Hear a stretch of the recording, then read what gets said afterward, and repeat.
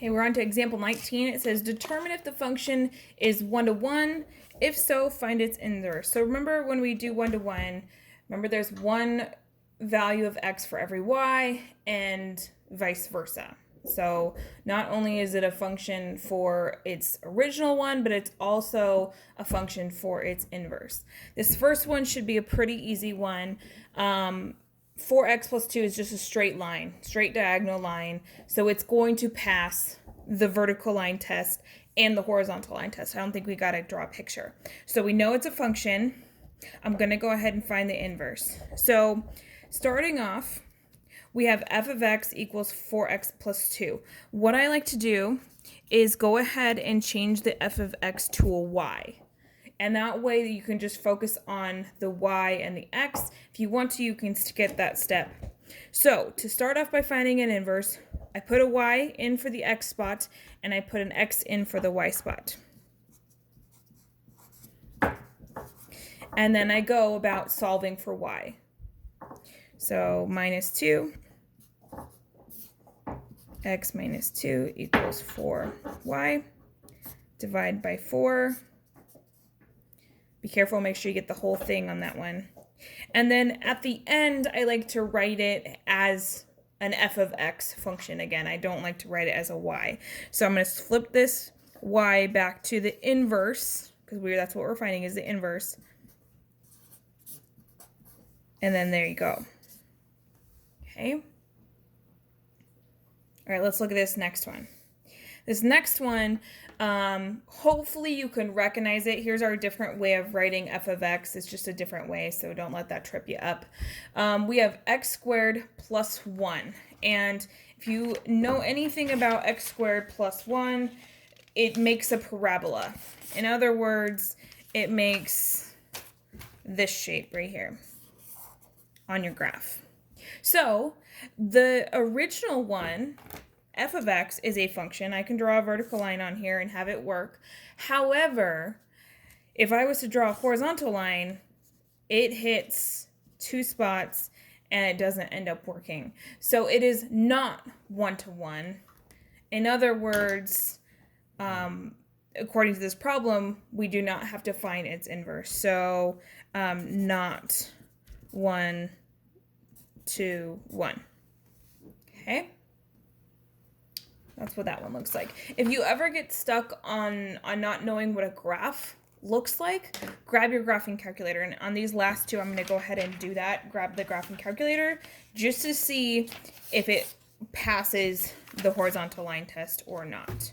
Okay, so here's the next one. So I'm hoping you guys can see this.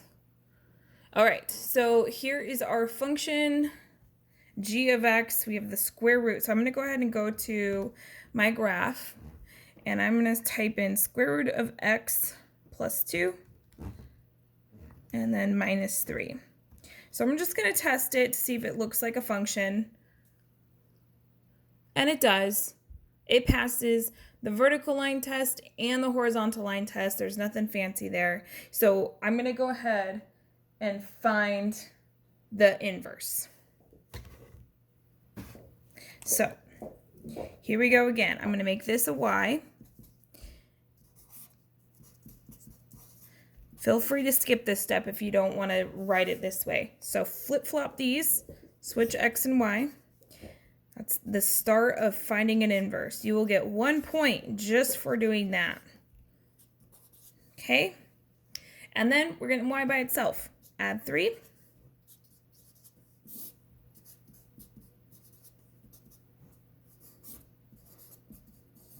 And we're doing opposites. So I got to get rid of this square root.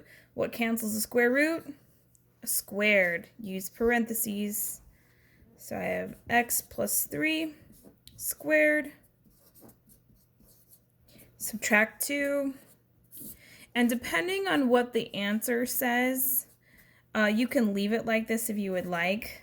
In fact, you're able to see the opposites a lot better. You see a minus 3, you see a plus 3, you see a square root, you see a squared, right? You see a plus 2, you see a minus 2. It's a lot easier to see the inverses if you leave it like this and you don't FOIL all that out. Okay, so I'm going to write the final product here. we have x plus 3 quantity squared minus 2. And that's the final answer for that one. All right, let's take a look at this last one.